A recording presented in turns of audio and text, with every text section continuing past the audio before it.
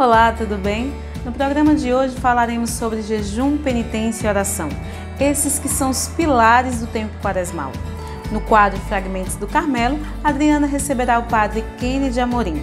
Teremos partilha do Evangelho com o padre Adjaildo e muito mais. Está no ar o programa A Voz do Carmelo.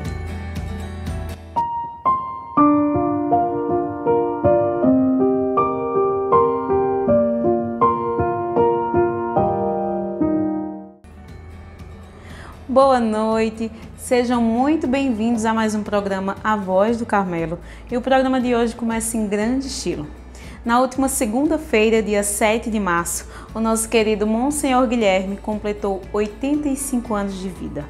Nós estamos aqui parabenizando o Senhor, Padre Guilherme, lhe desejando muitas bênçãos, que o bom Deus continue a conservar e cuidar do seu coração.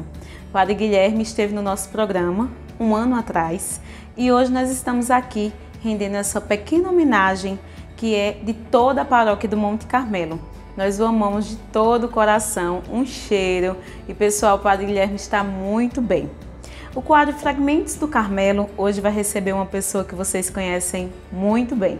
Ele esteve à frente da nossa paróquia por um longo tempo e vai nos partilhar um pouco sobre o tema do programa de hoje, que é jejum, penitência e oração. Adriana, é com você.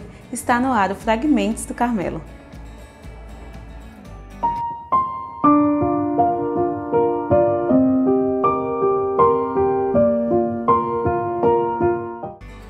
Olá pessoal, boa noite, sejam muito bem-vindos ao nosso quadro Fragmentos do Carmelo.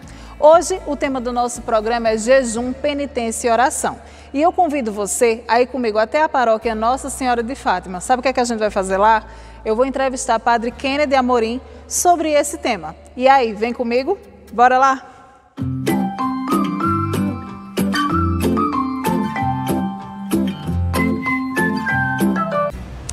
Então, pessoal, aqui ao meu lado está o nosso querido Padre Kennedy Amorim. Ele que já foi da nossa paróquia e continua sendo um querido por todos nós. Boa noite, Padre. Seja muito bem-vindo ao nosso A Voz do Carmelo. Boa noite, Adriana. Boa noite a todos que estão acompanhando esse programa A Voz do Carmelo. Para mim é uma alegria enorme poder estar participando com vocês. Eu que agradeço a sua presença. Padre, nós estamos vivenciando a Quaresma, um momento que todo mundo para refletir. E nós trouxemos hoje para o nosso programa o tema jejum, penitência e oração. A minha pergunta para o senhor é o seguinte: o que é jejum, penitência e oração? Qual o sentido de realizar todas essas ações, não só na Quaresma, mas em todos os momentos da nossa vida católica? Nós estamos vivendo esse quadro, né? Se a gente fosse pintar esta aquarela quaresmal, então de fato essas três palavras são o tripé que segura, o que sustenta, o que nos faz viver com muita profundidade esse espírito quaresmal. Que na última quarta-feira, que a gente chamou de quarta-feira de cinzas, nós ouvíamos da voz do próprio Senhor, Ele nos falar dessas três realidades.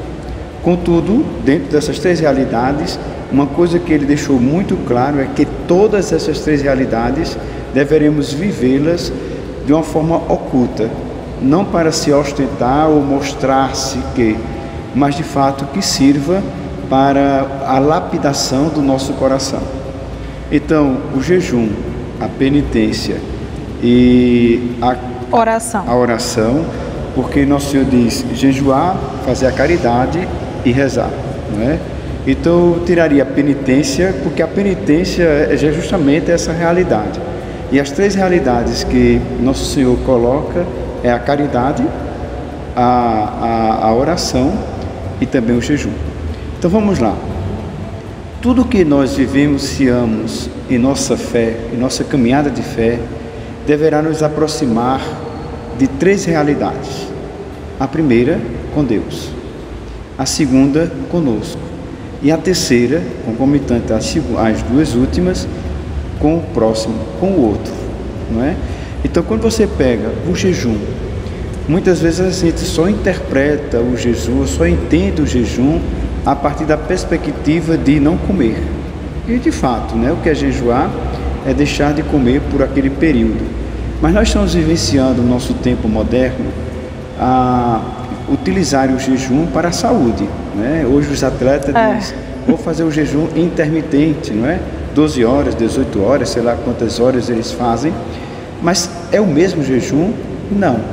Porque eles estão fazendo aquele jejum, além da questão da saúde, é para o embelezamento, é para o apoderamento, é para, de fato, poder estar na vitrine desse mundo moderno que voltou a cultuar o corpo. É uma moda. Então, diferente do nosso jejum, do jejum cristão ou do jejum bíblico.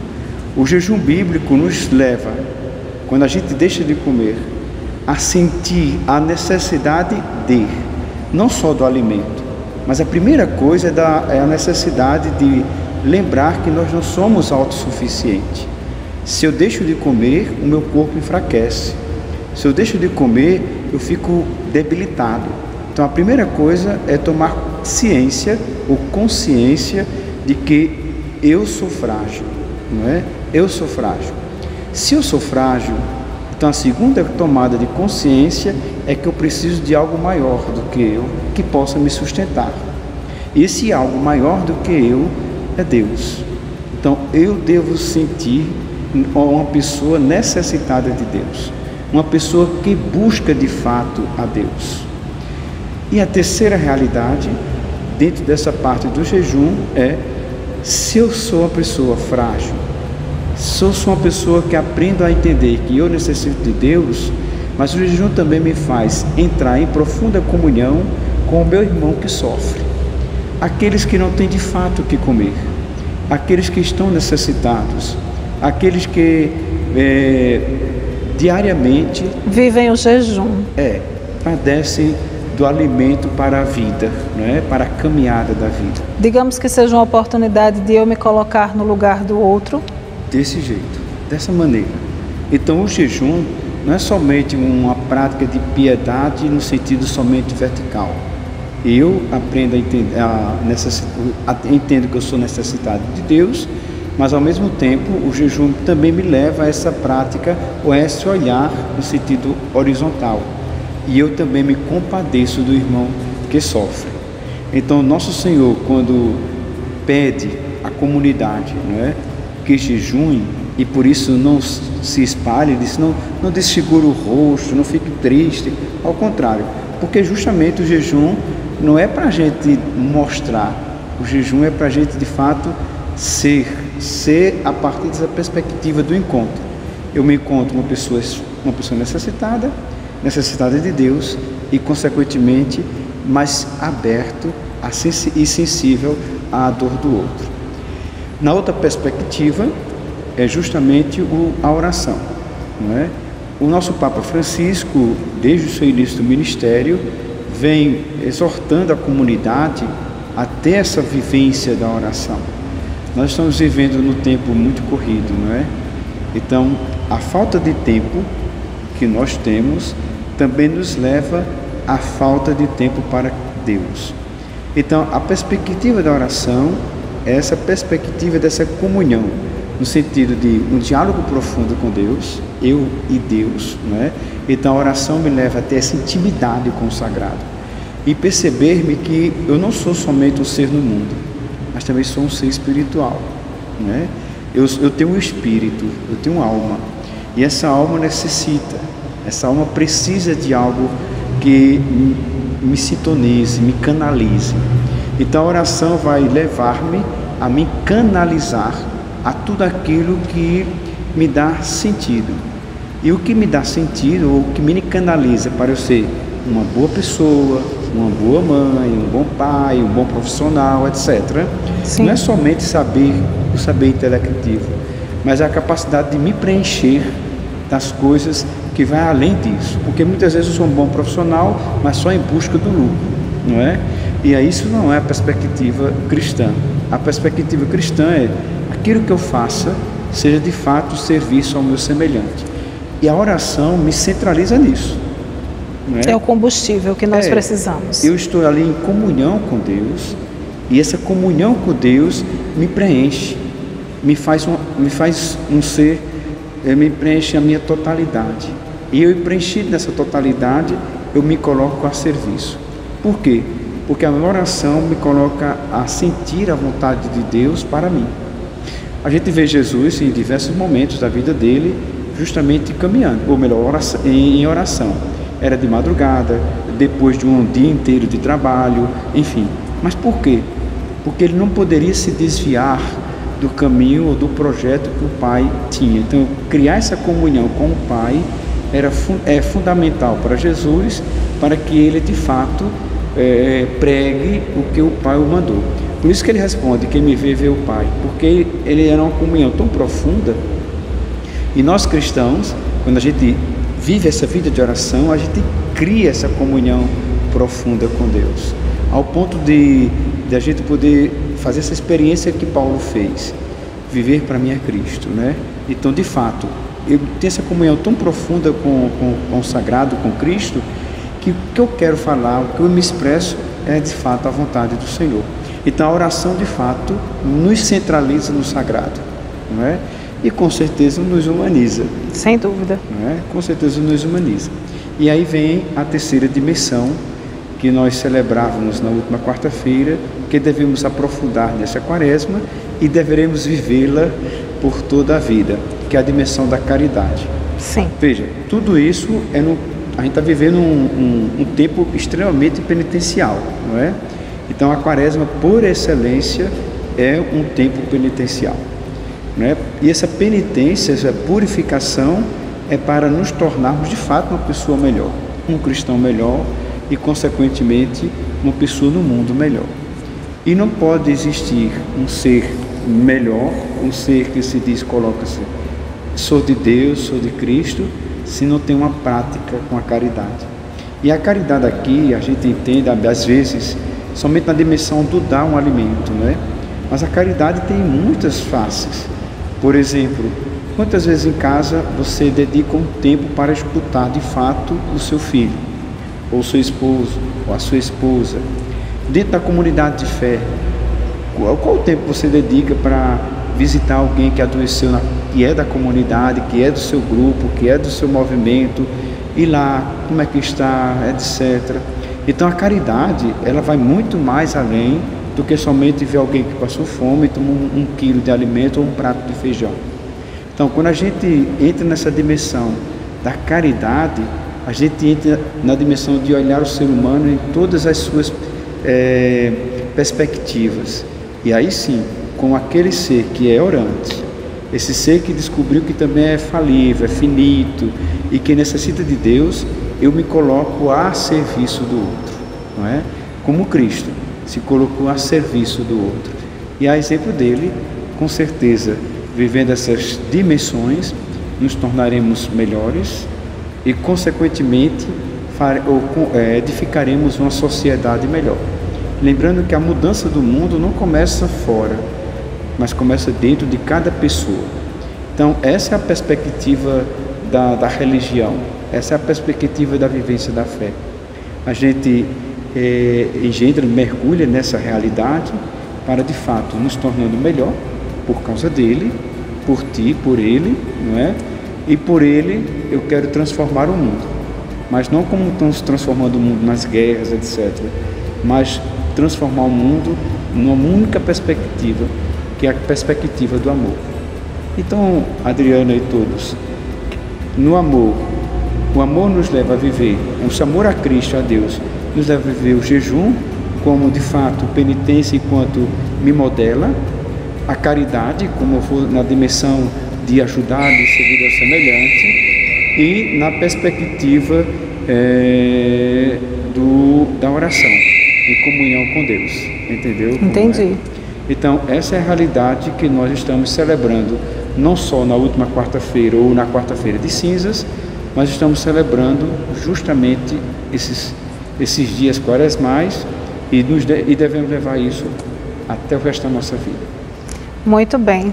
Que entrevista enriquecedora, né, pessoal? A gente pega esse tema e tem tantos esclarecimentos aqui com o nosso padre. Padre, primeiro eu quero agradecer a sua participação aqui no nosso programa. Muito obrigada. O Senhor sabe que as portas do Monte Carmelo estão sempre abertas para o Senhor. E para finalizar, eu gostaria que o Senhor deixasse a sua mensagem a todos os internautas que nos assistem nesse momento, não só sobre a Semana Santa, mas sobre tudo que o Senhor achar que deve falar nesse momento. Muito bem, nós não podemos, eu quero dizer a vocês, que nós não podemos esquecer que também somos de Deus, viemos dele e buscá-lo sempre, a cada momento. E a gente busca quando a gente também tem tempo para Deus, e o tempo é fundamental, não é? Porque eu não posso dizer que eu sou uma pessoa de Deus se eu não consigo rezar, se eu não consigo meditar a palavra, se eu não consigo ir à missa, se eu não consigo ter esse tempo para Ele. Então o que eu posso dizer é que não só nesse período, mas sempre possamos buscar cada vez mais essa comunhão com Deus, que nos leva à comunhão conosco e consequentemente com o próximo. E os sacramentos da igreja são pontes, são maneiras importantíssimas para essa nossa mudança. Então eu quero deixar meu abraço ao Padre Adjaildo, a todos aqueles que fazem parte da paróquia de Nossa Senhora do Monte Carmelo. Meu abraço e um cheiro no coração de todos. Muito obrigada, Padre. Então é isso, pessoal. Nosso quadro Fragmentos do Carmelo fica por aqui. Até a próxima semana, se Deus quiser. É com você, Dreise. Muito obrigada, Adriana. E fica aqui também o nosso cheiro no coração em especial ao querido Padre Kennedy, ele que abriu as portas da sua paróquia para o nosso programa e fez essa partilha tão boa. Foi muito, muito proveitoso. Muito obrigada, Padre Kennedy. Agora faremos um momento de partilha do Evangelho com o Padre Adjaildo Soares.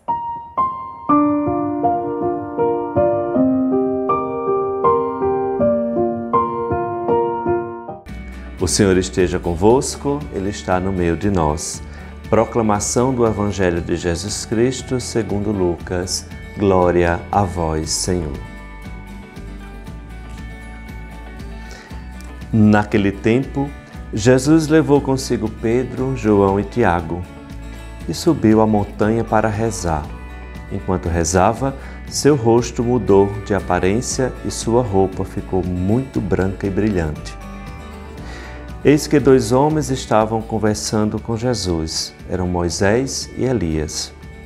Eles apareceram revestidos de glória e conversavam sobre a morte que Jesus iria sofrer em Jerusalém.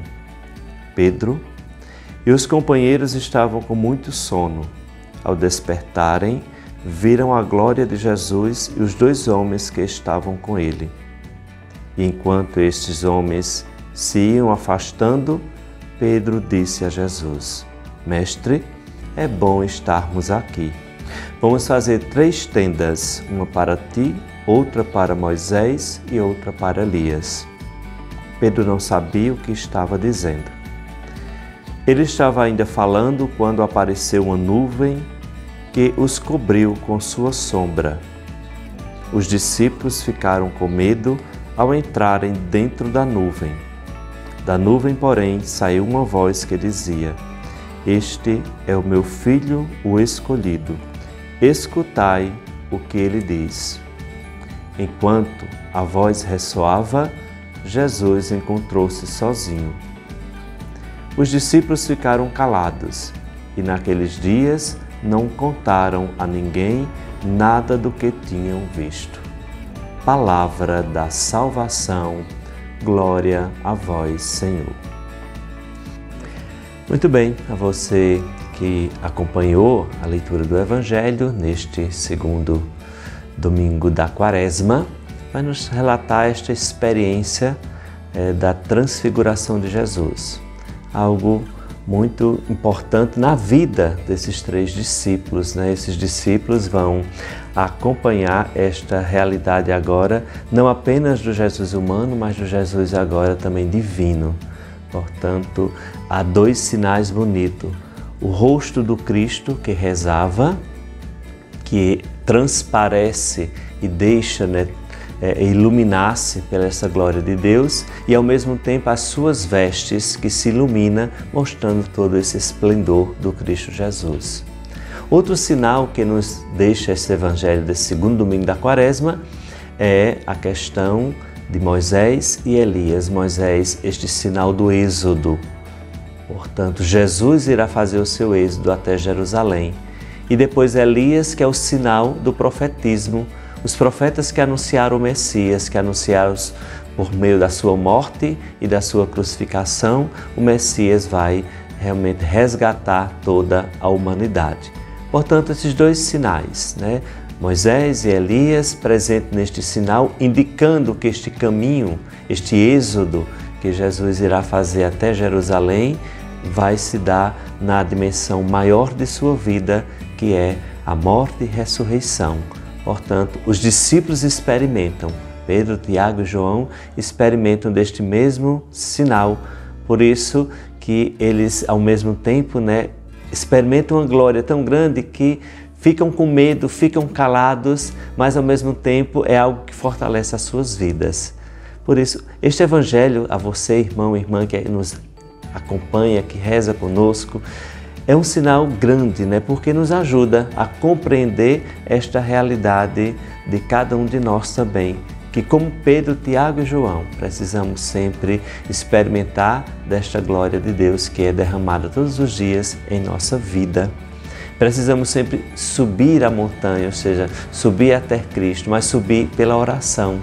Estar sempre prontos para rezar, porque é pela oração que fazemos sempre a experiência com Deus. Veja que os discípulos fizeram a experiência forte com Jesus naquele momento de oração. Experimentaram e viram a glória do Cristo Jesus. Que na nossa vida de oração, que nesse tempo de Quaresma, tempo próprio para a gente poder fortalecer mais ainda a nossa caminhada, a nossa vida de oração, nossa vida de penitência, que reforçamos cada vez mais esses sinais, para assim também a gente poder experimentar junto com Cristo a sua glória e o seu poder. Que o Senhor nos ajude, nos fortaleça e que esse tempo quaresmal que estamos vivenciando possa levar cada um de nós a experimentar esse Deus que quer derramar sobre cada um de nós a sua graça que nos salva. Que o Senhor nos ajude hoje e sempre. Amém. Muito obrigada, Padre Jairo, por suas belas palavras. E pessoal, o programa de hoje está chegando ao final. Agradecemos a sua audiência e gostaríamos de lembrar que todas as sextas-feiras está ocorrendo tanto em nossa matriz como em nossas comunidades a Via Sacra. Então participe deste momento onde nós relembramos o percurso de Jesus até o Calvário. Gostaríamos de lembrar também que a Via Sacra este ano está disponível em formato digital. Se você ainda não tem o aplicativo, baixe na sua loja de aplicativos ou no Play Store, @MonteCarmeloPE, e também nos siga nas redes sociais. Estamos no Instagram, no Facebook e no YouTube. Ficaremos agora com a bênção final. E fica aqui só um spoiler, o próximo programa nós vamos falar sobre Via Sacra. Não perca no próximo sábado, às 19 horas. Padre Adjaildo, é com o Senhor, estamos aguardando sua bênção. Um cheiro e até o próximo sábado.